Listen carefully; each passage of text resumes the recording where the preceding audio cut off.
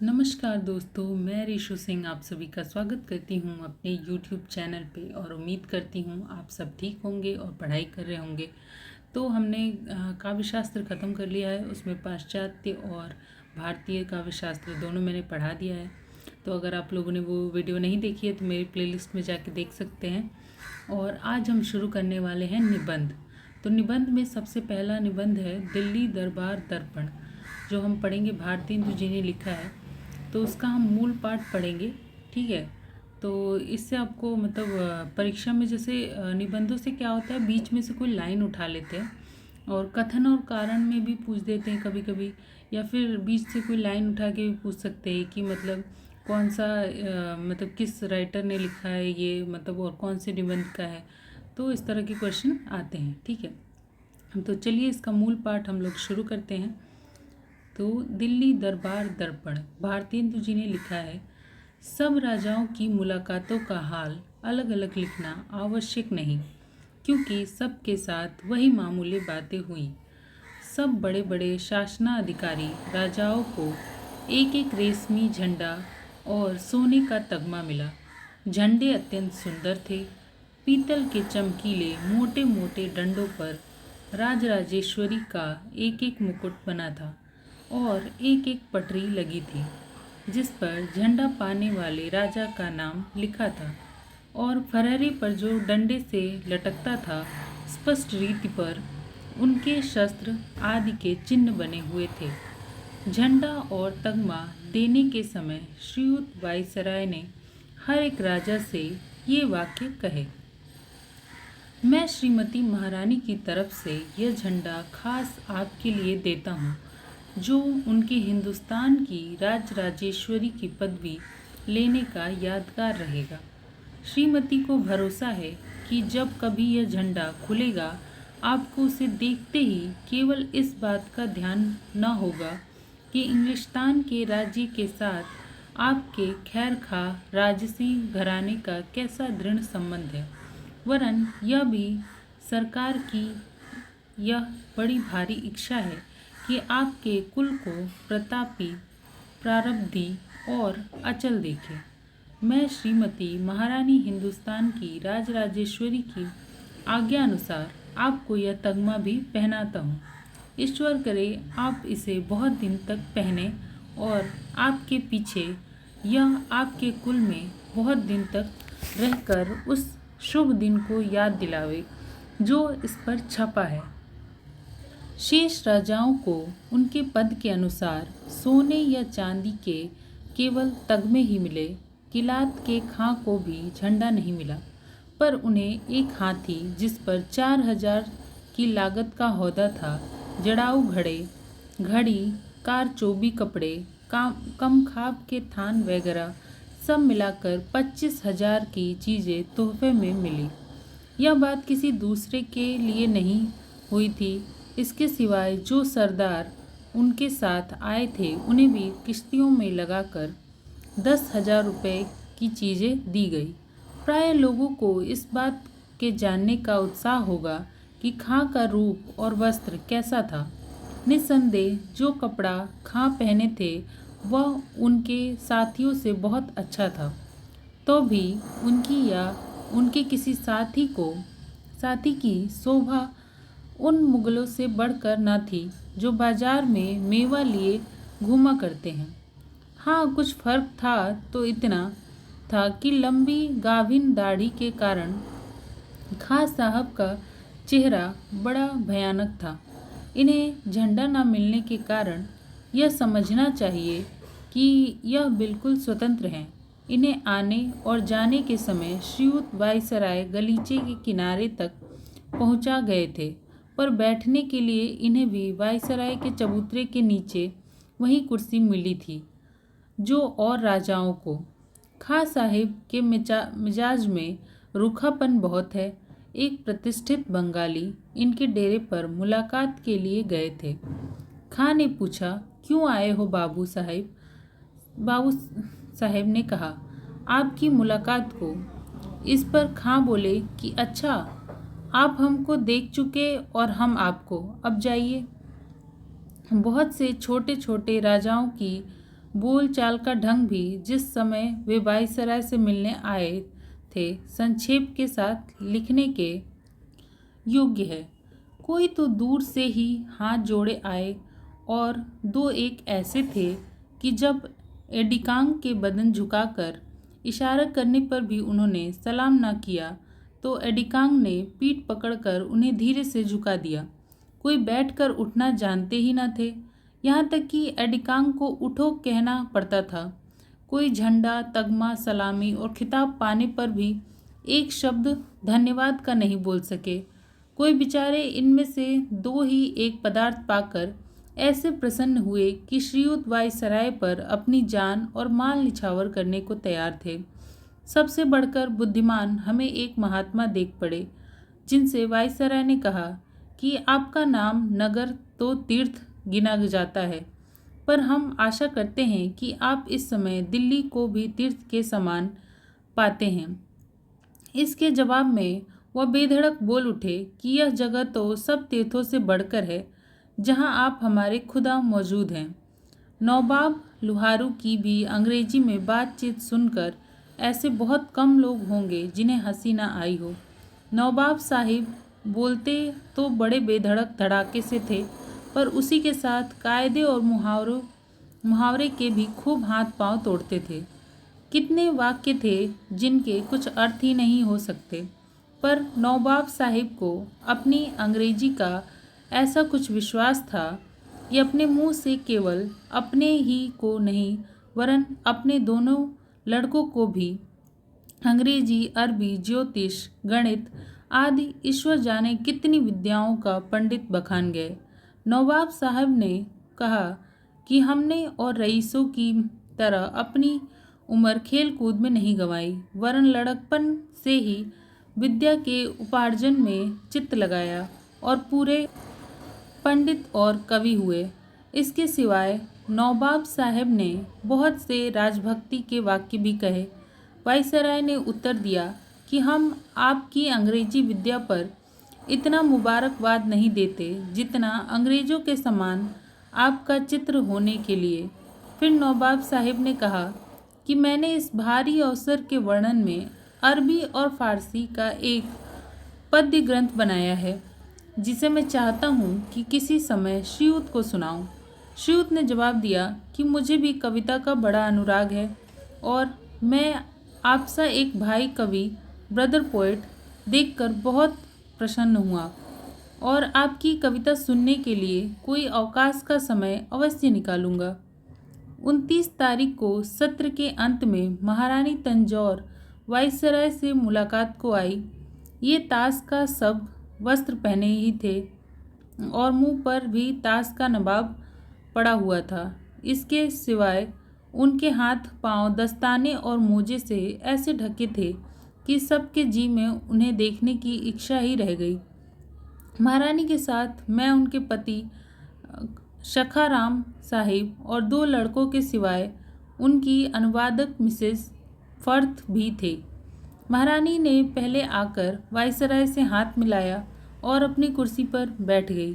श्रीयुत viceroy ने उनकी दिल्ली आने पर अपनी प्रसन्नता प्रकट की और पूछा कि आपको इतनी भारी यात्रा में अधिक कष्ट तो नहीं हुआ। महारानी अपनी भाषा की बोलचाल में बेगम भोपाल की तरह चतुर न थी, इसलिए ज़्यादा बातचीत मिसेस फर्थ से हुई, जिन्हें श्रीयुत ने प्रसन्न होकर मनभावनी अनुवादक कहा। वायसराय की किसी बात के उत्तर में एक बार महारानी के मुंह से यस निकल गया, जिस पर श्रीयुत ने बड़ा हर्ष प्रकट किया कि महारानी अंग्रेजी भी बोल सकती हैं, पर अनुवादक मेम साहिब ने कहा कि वे अंग्रेजी में 2-4 शब्द से अधिक नहीं जानती। इस वर्णन के अंत में यह लिखना आवश्यक है कि श्रीयुत वायसराय लोगों से इतनी मनोहर रीति पर बातचीत करते थे जिससे सब मगन हो जाते थे और ऐसा समझते थे कि वायसराय ने हमारा सबसे बढ़कर आदर सत्कार किया। भेंट होने के समय श्रीयुत ने हर एक से कहा कि आपसे दोस्ती करके हम अत्यंत प्रसन्न हुए और तगमा पहनाने के समय भी बड़े स्नेह से उनकी पीठ पर हाथ रखकर बात की। 1 जनवरी को दरबार का महोत्सव हुआ। यह दरबार, जो हिंदुस्तान के इतिहास में सदा प्रसिद्ध रहेगा, एक बड़े भारी मैदान में नगर से 5 मील पर हुआ था। बीच में श्रीयुत वायसराय का षटकोण चबूतरा था, जिसकी गुंबदनुमा छत पर लाल कपड़ा चढ़ा और सुनहला रुपहला तथा शीशे का काम बना था। कंगूरे के ऊपर कलसे की जगह श्रीमती राजराजेश्वरी का सुनहला मुकुट लगा था। इस चबूतरे पर श्रीयुत अपने राज सिंहासन में सुशोभित हुए थे। उनके बगल में एक कुर्सी पर लेडी साहिब बैठी थी और ठीक पीछे खवास लोग हाथों में चंबर लिए और श्रीयुत के ऊपर कारचोबी छत्र लगाए खड़े थे। वायसराय के सिंहासन के दोनों तरफ 2 पोज दामवरदार, जिनमें एक श्रीयुत महाराज जम्बू का अत्यंत सुंदर सबसे छोटा राजकुमार और दूसरा कर्नल बर्न का पुत्र था, खड़े थे और उनके दाहिने बाएं और पीछे मुसाहिब और सेक्रेटरी लोग अपने अपने स्थानों पर खड़े थे। वायसराय के चबूतरे के ठीक सामने कुछ दूर पर उससे नीचा एक अर्धचंद्राकार चबूतरा था, जिस पर शासनाधिकारी राजा लोग, उनके मुसाहिब, मद्रास और बम्बई के गवर्नर, पंजाब, बंगाल और पश्चिमोत्तर देश के लेफ्टिनेंट गवर्नर और हिंदुस्तान के कमांडर इन चीफ अपने अपने अधिकारियों समेत सुशोभित थे। इस चबूतरे की छत बहुत सुंदर नीले रंग की साटन की थी, जिसके आगे लहरियादार छज्जा बहुत सजीला लगा था। लहरिये के बीच बीच में सुनहले काम के चांद तारे बने थे। राजाओं की कुर्सियां भी नीली साटन से मढ़ी थी और हर एक के सामने वे झंडे गड़े थे जो उन्हें वायसराय ने दिए थे, और पीछे अधिकारियों की कुर्सियां लगी थी जिन पर भी नीली साटन चढ़ी थी। हर एक राजा के साथ एक भारी पॉलिटिकल अफसर भी था। इनके सिवाय गवर्नमेंट के भारी भारी अधिकारी भी यहीं बैठे थे। राजा लोग अपने अपने प्रांतों के अनुसार बैठाए गए थे, जिससे ऊपर नीचे बैठने का बखेड़ा बिल्कुल निकल गया था। सब मिलाकर 63 शासन अधिकारी राजा और को इस चबूतरे पर जगह मिली थी, जिनके नाम नीचे लिखे हैं। महाराज अजयगढ़, बड़ौदा, बिजावर, भरतपुर, चरखारी, दतिया, ग्वालियर, इंदौर, जयपुर, जम्मू, जोधपुर, करौली, किशनगढ़, पन्ना, मैसूर, रीवा, ओरछा, महाराजा उदयपुर, महाराव राजा अलवर, बूंदी, महाराज राणा भलावर, राणा धौलपुर, राजा बिलासपुर, बमरा, बिरोंदा, चंबा, छतरपुर, देवास, धार, फरीदकोट, जिंद, खरौंद, कूच बिहार, मंडी, नाभा, राजपीपला, रतलाम, समथर, सुकेत, टिहरी, रावाजिगनी, टोरी, नौबाब टोंक, पटौदी, मलेरकोटला, लुहारू, जूनागढ़, जौरा आदि आदि। मतलब बहुत सारे नाम हैं इसमें। दुजाना, बहावलपुर, जागीरदार, अलीपुरा, बेगम भोपाल, निजाम हैदराबाद, सरदार कलसिया, ठाकुर साहिब, भावनगर, मुरबी, पिपलोदा, जागीरदार पालदेव, मीर खैरपुर, महंत कोंदका, नंदगांव और जाम नवानगर। तो ये इतने सारे नाम थे। ठीक है। उसके बाद वायसराय के सिंहासन के पीछे, परंतु राजसी चबूतरे की अपेक्षा उससे अधिक पास, धनुष खंड के आकार की श्रेणियां चबूतरों की ओर बनी थी, जो 10 भागों में बांट दी गई थी। इस पर आगे की तरफ थोड़ी सी कुर्सियां और पीछे सीढ़ीनुमा बेंचें लगी थी, जिन पर नीला कपड़ा मढ़ा था। यहाँ ऐसे राजाओं को जिन्हें शासन का अधिकार नहीं है और दूसरे सरदारों, रईसों, समाचार पत्रों के संपादकों और यूरोपियन तथा हिंदुस्तानी अधिकारियों को जो गवर्नमेंट के न्योते में आए थे या उन्हें तमाशा देखने के लिए टिकट मिले थे, बैठने की जगह दी गई थी। ये 3000 के अनुमान में होंगे। किलात के खां, गोवा के गवर्नर जनरल, विदेशी राजदूत, बाहरी राज्यों के प्रतिनिधि, समाज और अन्य देश संबंध कांसल लोग की कुर्सियां भी श्रीयुत वायसराय के पीछे सरदारों और रईसों की चौकियों के आगे लगी थी। दरबार की जगह दक्षिण तरफ 15,000 से ज़्यादा सरकारी फौज हथियार बांधे लैस खड़ी थी और उत्तर तरफ राजा लोगों की सजीली पलटनें भांति भांति की वर्दी पहने और चित्र विचित्र शस्त्र धारण किए पराबंदे खड़ी थी। इस सब की शोभा देखने से काम रहती थी। इसके सिवाय राजा लोगों के हाथियों के परे, जिन पर सुनहली अरमारियाँ कसी थी और कारचोबी झूले पड़ी थी, तोपों की कतारें, सवारों की नंगी तलवारों और भालों की चमक, खरहरों का उड़ना, 2 लाख के अनुमान तमाशा देखने वालों की भीड़ जो मैदान में डटी थी, ऐसा समा दिखलाती थी जिसे देख जो जहाँ था वहीं हक्का बक्का हो खड़ा रह जाता था। वायसराय के सिंहासन के दोनों तरफ हाईलैंडर लोगों का गार्ड ऑनर और बाजे वाले थे और शासनाधिकारी राजाओं के चबूतरे पर जाने के 2 रास्ते बाहर की तरफ थे। उनके दोनों ओर भी गार्ड ऑनर खड़े थे। 11:45 बजे तक सब दरबारी लोग अपनी अपनी जगहों पर आ गए थे। ठीक 12 बजे श्रीयुत वायसराय की सवारी पहुंची और धनुषखंड आकार के चबूतरों की श्रेणियों के पास एक छोटे से खेमे के दरवाजे पर ठहरी। सवारी पहुंचते ही बिल्कुल फौज ने शस्त्रों से सलामी उतारी, पर तोपें नहीं छोड़ी गई। खेमे में श्रीयुत ने जाकर स्टार ऑफ इंडिया के परम प्रतिष्ठित पद के ग्रांड मास्टर का वस्त्र धारण किया। यहाँ से श्रीयुत राजसी छत्र के तले अपने राज सिंहासन की ओर बढ़े। श्री लेडी लिंटन श्रीयुत के साथ थी और दोनों दामनवरदार बालक, जिनका हाल ऊपर लिखा गया है, पीछे 2 तरफ से दामन उठाए हुए थे। श्रीयुत के आगे आगे उनके स्टाफ के अधिकारी लोग थे। श्रीयुत के चलते ही बंदीजन हेराल्ड लोगों ने अपनी तुरहिया एक साथ मधुर रीति पर बजाई और फौजी बाजे से ग्रांड मार्च बजने लगा।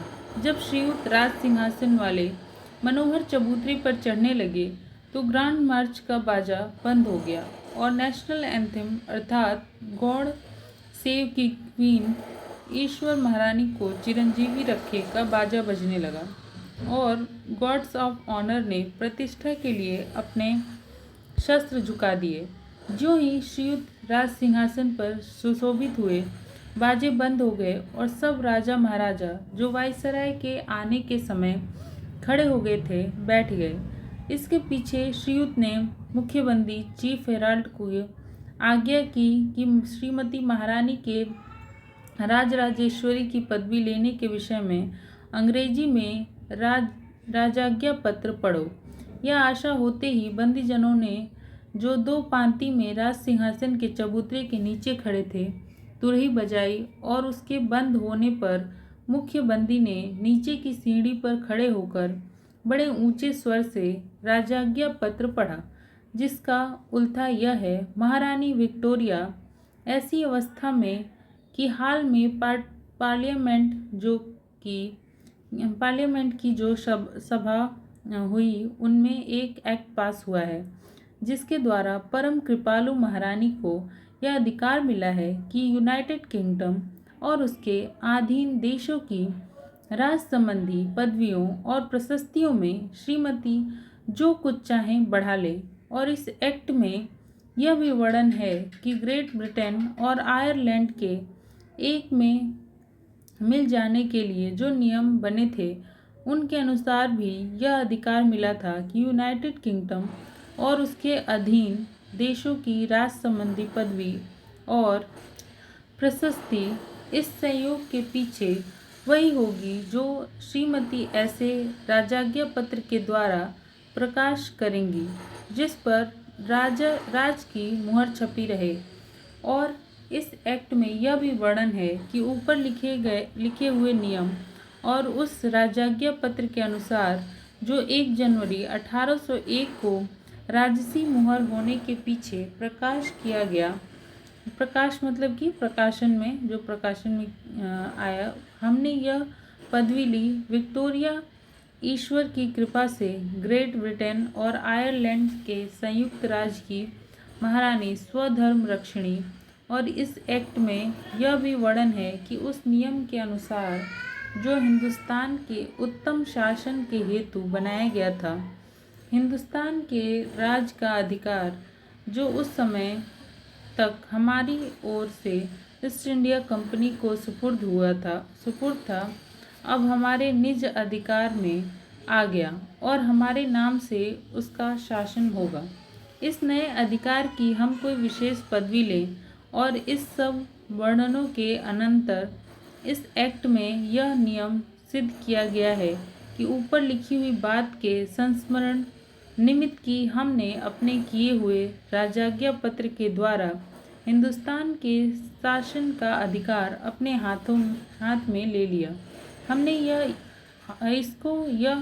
योग्यता होगी कि यूनाइटेड किंगडम और उसके अधीन देशों की राज संबंधी पदवियों और प्रशस्तियों में जो कुछ उचित समझो बढ़ा लें। इसलिए अब हम अपने प्रीवी काउंसिलिंग की सम्मति से योग्य समझकर यह प्रचलित और प्रकाशित करते हैं कि आगे को जो सुगमता के साथ हो, सब अवसरों में और संपूर्ण राजपत्रों पर जिनमें हमारी पदवियां और प्रशस्तियां लिखी जाती हैं, सिवाय सनद, कमीशन, अधिकारदायक पत्र, दान पत्र, आज्ञा पत्र, नियोग पत्र और इसी प्रकार के दूसरे पत्रों के जिनका प्रचार यूनाइटेड किंगडम के बाहर नहीं है। यूनाइटेड किंगडम और उसके अधीन देशों की राज संबंधी पदवियों के नीचे लिखा हुआ वाक्य मिला दिया जाए, अर्थात लैटिन भाषा में इंडी एम्पेरेट्रिक्स हिंदुस्तान की राजराजेश्वरी और अंग्रेजी भाषा में एम्प्रेस ऑफ इंडिया। और हमारी यह इच्छा और प्रसन्नता है कि उन राज संबंधी पत्रों में जिनका वर्णन ऊपर हुआ है, यह नई पदवी न लिखी जाए। और हमारी यह भी इच्छा और प्रसन्नता है कि सोने, चांदी और तांबे के सब सिक्के आजकल यूनाइटेड किंगडम से प्रचलित है और नीति विरुद्ध नहीं गिने जाते। और इसी प्रकार तथा आकार के दूसरे सिक्के जो हमारी आज्ञा से अब छापे जाएंगे, हमारी नई पदवी लेने से भी नीति विरुद्ध न समझे जाएंगे। और जो सिक्के यूनाइटेड किंगडम के अधीन देशों में छापे जाएंगे और जिनका वर्णन राजाज्ञा पत्र में उन जगहों के नियमित और प्रचलित द्रव्य करके किया गया और जिन पर हमारी संपूर्ण पदवियां या प्रशस्तियां उनका कोई भाग रहे, और वे सिक्के जो राजाज्ञा पत्र के अनुसार अरब छापे और चलाए जाएंगे, इस नई पदवी के बिना भी इस देश के नियमित प्रचलित द्रव्य समझे जाएंगे, जब तक कि इस विषय में हमारी कोई दूसरी प्रसन्नता न प्रकट की जाएगी। हमारी बिंडसर को कचहरी से 28 अप्रैल को 1876 के सन में हमारे राज्य के 39वें वर्ष में प्रसिद्ध किया गया। ईश्वर महारानी को चिरंजीवी रखे। जब चीफ हेराल्ड राजाज्ञा पत्र को अंग्रेजी में पढ़ चुका तो हेराल्ड लोगों ने भी तुरही बजाई।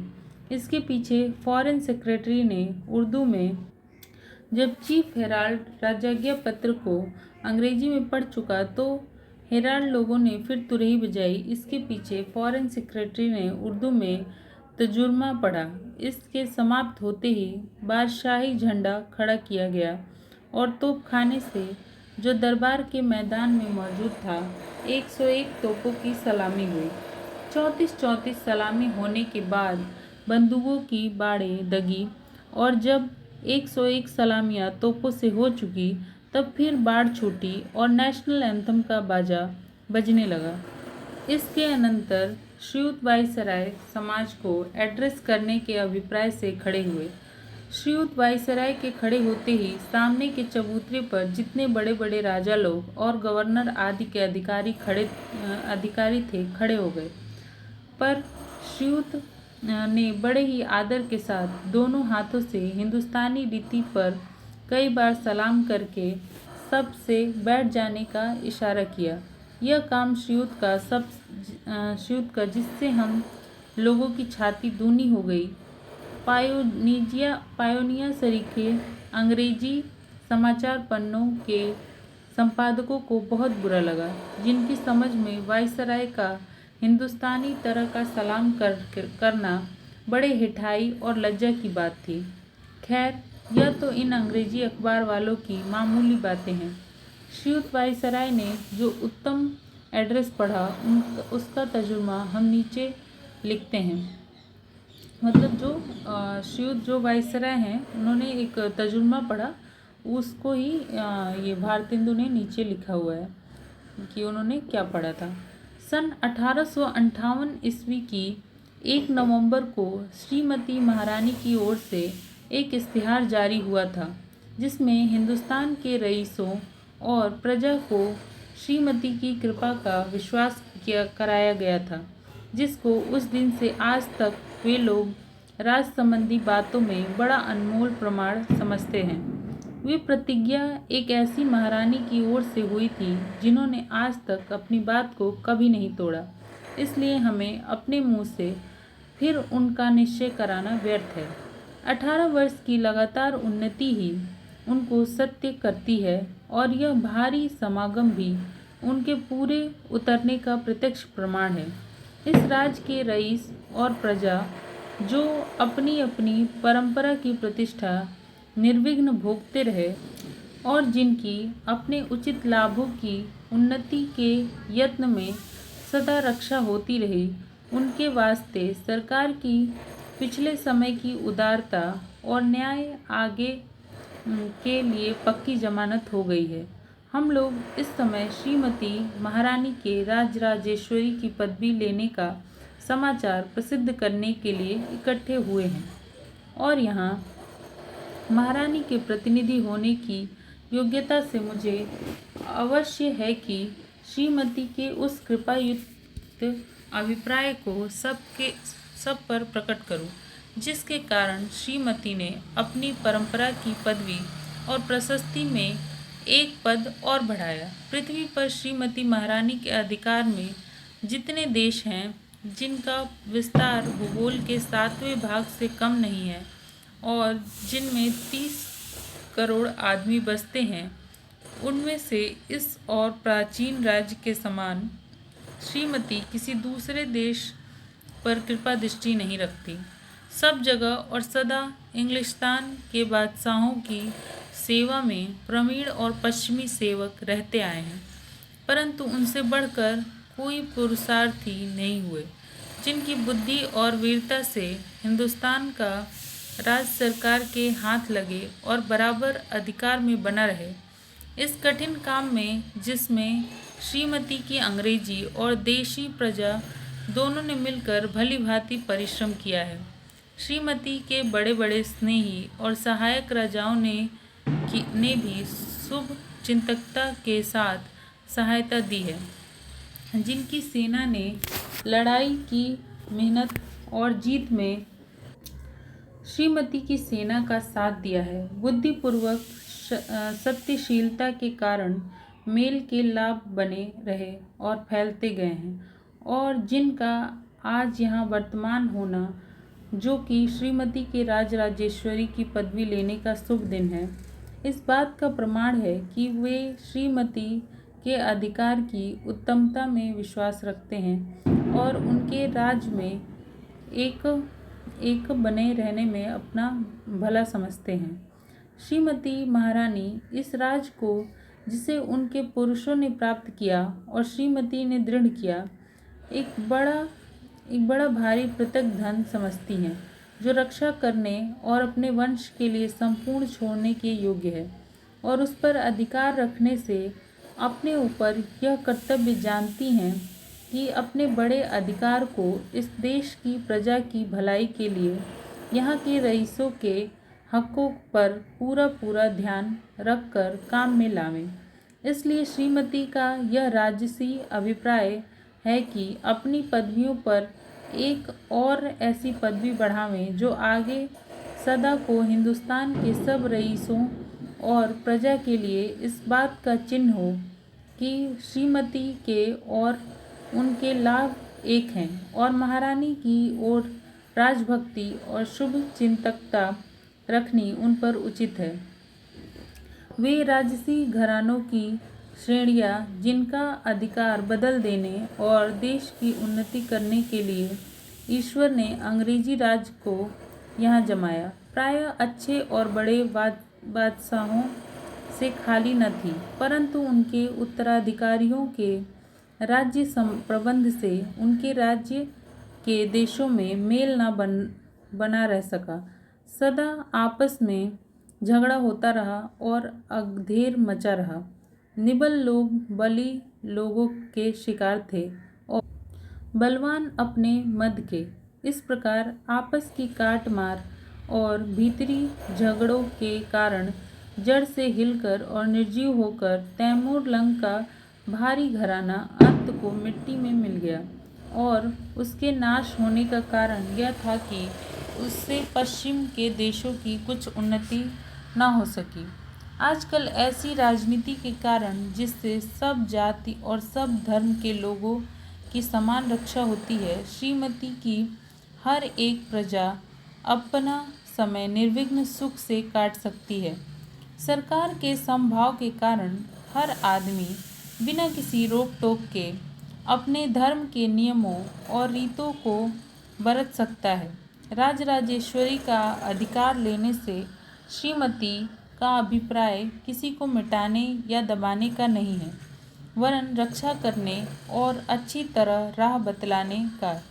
सारे देश की शीघ्र उन्नति और उसके सब प्रांतों की दिन पर दिन वृद्धि होने से अंग्रेजी राज्य के फल सब जगह प्रत्यक्ष देख पड़ते हैं। हे अंग्रेजी राज्य के कार्यकर्ता और सच्चे अधिकारी लोग, वह आप ही लोगों के लगातार परिश्रम का गुण है कि ऐसे ऐसे फल प्राप्त हैं, और सब के पहले आप ही लोगों पर मैं इस समय श्रीमती की ओर से उनकी कृतज्ञता और विश्वास को प्रकट करता हूँ।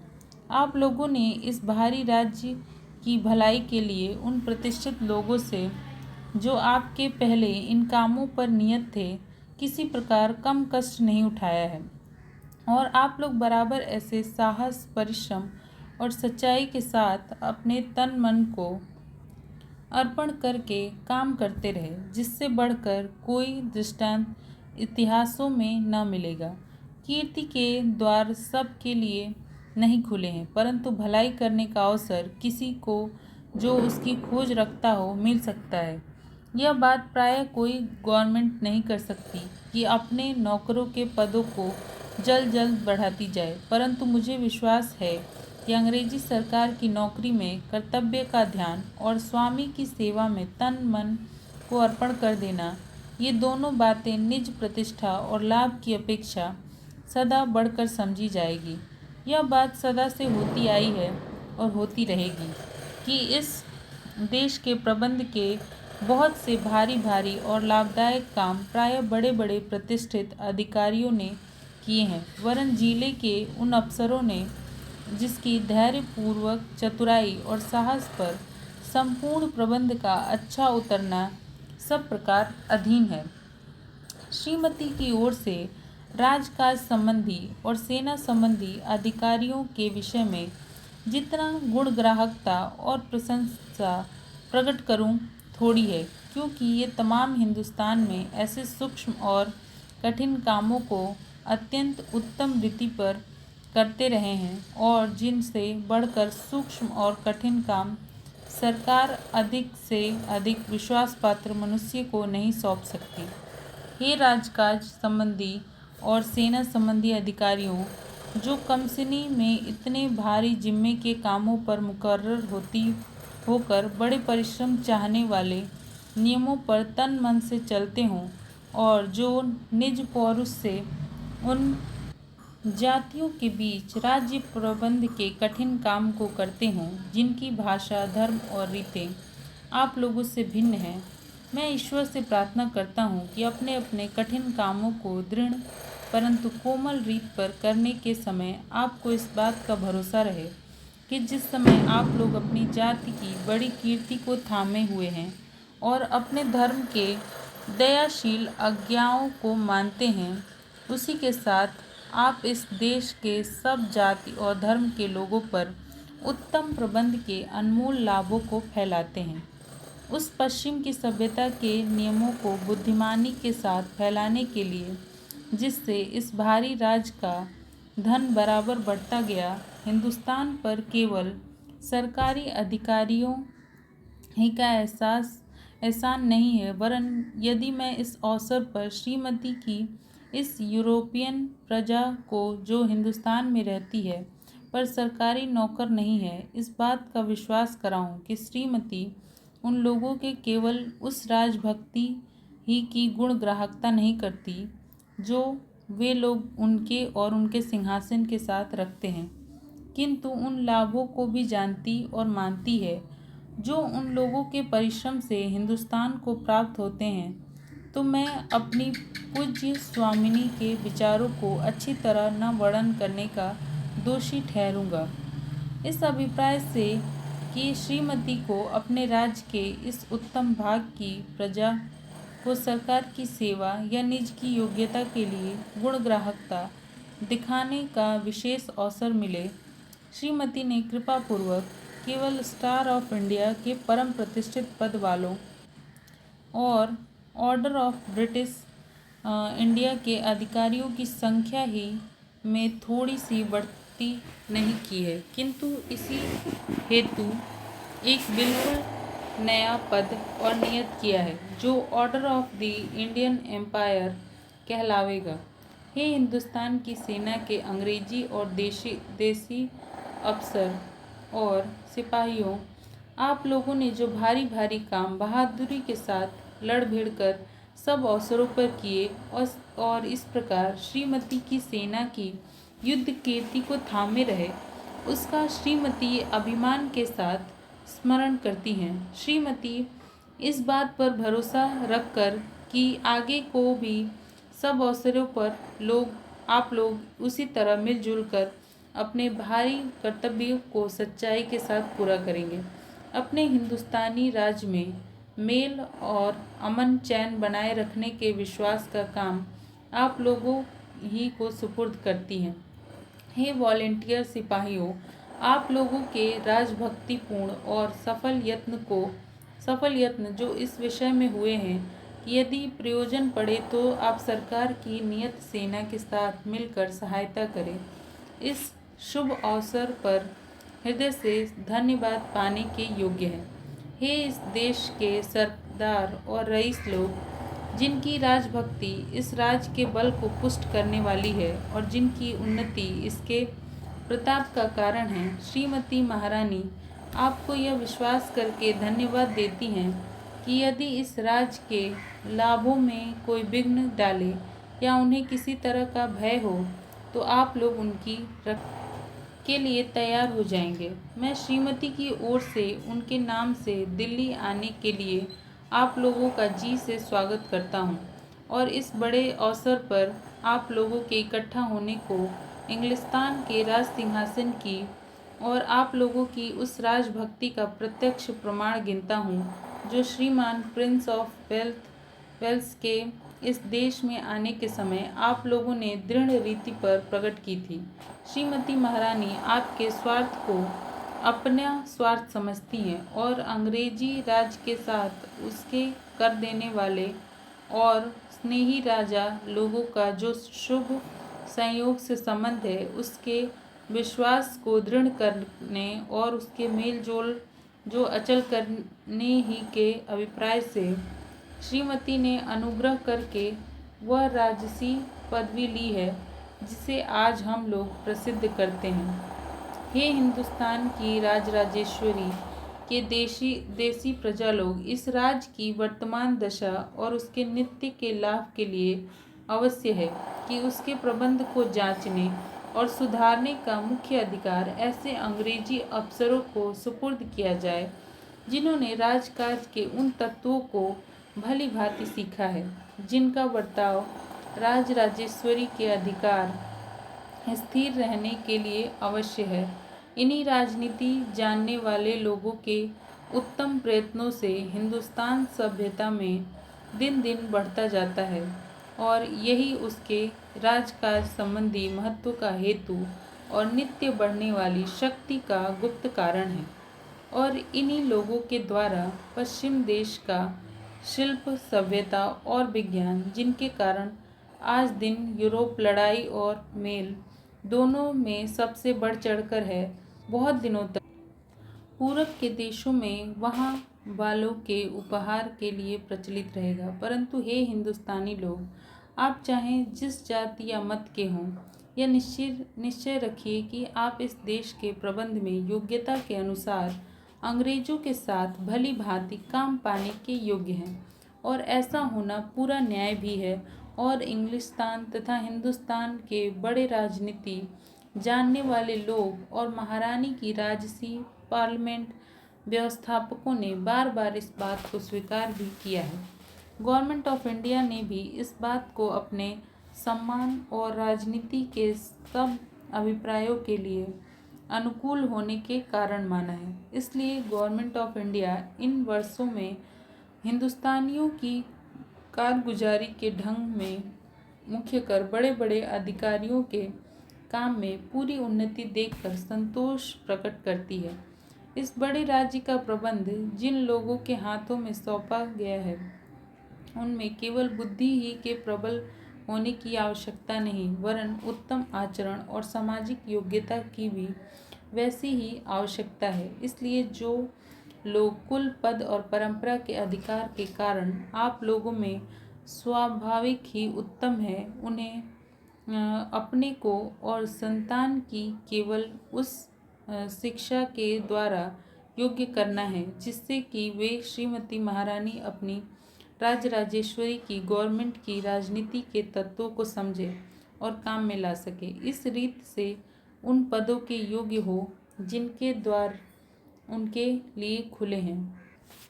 राजभक्ति, धर्म, अपक्षपात, सत्य और साहस देश संबंधी मुख्य धर्म है। उनका सहज रीति पर बर्ताव करना आप लोगों के लिए बहुत आवश्यक है, और तब श्रीमती की गवर्नमेंट राज के प्रबंध में आप लोगों की सहायता बड़े आदर से अंगीकार करेगी, क्योंकि पृथ्वी के जिन जिन भागों में सरकार का राज है, वहाँ गवर्नमेंट अपनी सेना के बल पर उतना भरोसा नहीं करती जितना कि अपनी संतुष्टि और एकजी प्रजा की सहायता पर, जो अपने राजा के वर्तमान ही में अपना नित्य मंगल समझकर सिंहासन के चारों ओर जी से सहायता करने के लिए इकट्ठे हो जाते हैं। श्रीमती महारानी निवल राज्यों को जीतने या आसपास की रियासतों को मिला लेने से हिंदुस्तान के राज्य की उन्नति नहीं समझती, वरन इस बात में कि इस कोमल और न्याययुक्त राज शासन को निरुपद्रव बराबर चलाने में इस देश की प्रजा क्रम से चतुराई और बुद्धिमानी के साथ भागी हो, जो उनका स्नेह और कर्तव्य केवल अपने ही राज्य में नहीं है, वरन श्रीमती शुद्ध चित्त से यह भी इच्छा रखती हैं कि जो राजा लोग इस बड़े राज्य की सीमा पर हैं और महारानी के प्रताप की छाया में रहकर बहुत दिनों से स्वाधीनता का सुख भोगते आते हैं, उनसे निष्कपट भाव और मित्रता को दृढ़ रखें। परंतु यदि इस राज्य के अमन चैन में किसी प्रकार के बाहरी उपद्रव की शंका होगी, तो श्रीमती हिंदुस्तान की राजराजेश्वरी अपने पृथक राज्य की रक्षा करना खूब जानती हैं। यदि कोई विदेशी शत्रु हिंदुस्तान के इस महाराज पर चढ़ाई करे तो मानो उसने पूरब के सब राजाओं से शत्रुता की। और उस दशा में श्रीमती, जो अपने राज्य के अपार बल, अपने स्नेही और कर देने वाले राजाओं की वीरता और राजभक्ति और अपनी प्रजा के स्नेह और शुभ चिंतकता के कारण इस बात की भरपूर शक्ति है कि उसे परास्त करके दंड दे। इस अवसर पर उन पूरब के राजाओं के प्रतिनिधियों का वर्तमान होना, जिन्होंने दूर दूर देशों से श्रीमती को इस शुभ समारंभ के लिए बधाई दी है, गवर्नमेंट ऑफ इंडिया के मेल के अभिप्राय और आसपास के राजाओं के साथ उसके मित्र का स्पष्ट प्रमाण है। मैं चाहता हूँ कि श्रीमती की हिंदुस्तानी गवर्नमेंट की तरफ से श्रीयुत खान किलात और उन राजदूतों को, जो इस अवसर पर श्रीमती के स्नेही राजाओं के प्रतिनिधि होकर दूर दूर से अंग्रेजी राज में आए हैं, और अपने प्रतिष्ठित पाहुने श्रीयुत गवर्नर जनरल गोवा और बाहरी कंसालों का स्वागत करूं। हे हिंदुस्तान के रईस और प्रजा लोग, मैं आनंद के साथ आप लोगों को वह कृपापूर्वक संदेश जो श्रीमती महारानी आप लोगों की राजराजेश्वरी ने आज आप लोगों को अपने राजसी और राजराजेश्वरी नाम से भेजा है, सुनाता हूँ। जो वाक्य श्रीमती के यहाँ से आज सवेरे तार के द्वारा मेरे पास पहुँचे हैं, ये हैं। हम विक्टोरिया, ईश्वर की कृपा से संयुक्त राज्य ग्रेट ब्रिटेन और आयरलैंड की महारानी, हिंदुस्तान की राजराजेश्वरी, अपने वायसराय के द्वारा अपने सब राजकाज संबंधी और सेना संबंधी अधिकारियों, रईसों, सरदारों और प्रजा को, जो इस समय दिल्ली में इकट्ठे हैं, अपना राजसी और राजराजेश्वरी आशीर्वाद भेजते हैं और उस भारी कृपा और पूर्ण स्नेह का विश्वास कराते हैं जो हम अपने हिंदुस्तान के महाराज्य की प्रजा की ओर रखते हैं। हमको यह देखकर जी से प्रसन्नता हुई कि हमारे प्यारे पुत्र का इन लोगों ने कैसा कुछ आदर सत्कार किया और अपने कुल और सिंहासन की ओर उनकी राजभक्ति और स्नेह के इस प्रमाण से हमारे जी पर बहुत असर हुआ। हमें भरोसा है कि इस शुभ अवसर का यह फल होगा कि हमारे और हमारी प्रजा के बीच स्नेह और दृढ़ होगा, और सब छोटे बड़े को इस बात का निश्चय हो जाएगा कि हमारे राज्य में उन लोगों को स्वतंत्रता, धर्म और न्याय प्राप्त है, और हमारे राज्य का अभिप्राय और इच्छा सदा यही है कि उनके सुख की वृद्धि, सौभाग्य की अधिकता और कल्याण की उन्नति होती रहे। मुझे विश्वास है कि आप लोग इन कृपामय वाक्यों की गुणग्राहकता करें। ईश्वर विक्टोरिया संयुक्त राज्य को महारानी और हिंदुस्तान की राजराजेश्वरी की रक्षा करे। तो यहाँ पे वो जो पत्र है वो समाप्त हो जाता है। उसके बाद से भारतेंदु लिखते हैं कि इस एड्रेस के समाप्त होते ही नेशनल एंथम का बाजा बजने लगा और सेना के 3 बार हुर्रे शब्द की आवाज़ आनंद ध्वनि की। दरबार के लोगों ने भी परम उत्साह से खड़े होकर हुर्रे शब्द और हथेलियों की आनंद ध्वनि करके अपने जी का उमंग प्रकट किया। महाराज सिंधिया निजाम की ओर से, सर सालार जंग राजपुताना के महाराजों की तरफ से, महाराज जयपुर, बेगम भोपाल, महाराज कश्मीर और दूसरे सरदारों ने खड़े होकर एक दूसरे को बधाई दी और अपनी राजभक्ति प्रकट की। इसके अनंतर श्रीयुत वायसराय ने आज्ञा की कि दरबार हो चुका और अपनी 4 घोड़ों की गाड़ी पर चढ़कर अपने खेमे को रवाने हुए। तो यहाँ पे ये जो निबंध है वो समाप्त होता है। और अगर इसमें कुछ भी डाउट लगता है, आपको पढ़ने में कोई परेशानी आती है, तो आप मेरे से कमेंट करके पूछ सकते हैं। और अगर आपको मेरी वीडियो अच्छी लगी तो लाइक, सब्सक्राइब और शेयर कीजिए। धन्यवाद।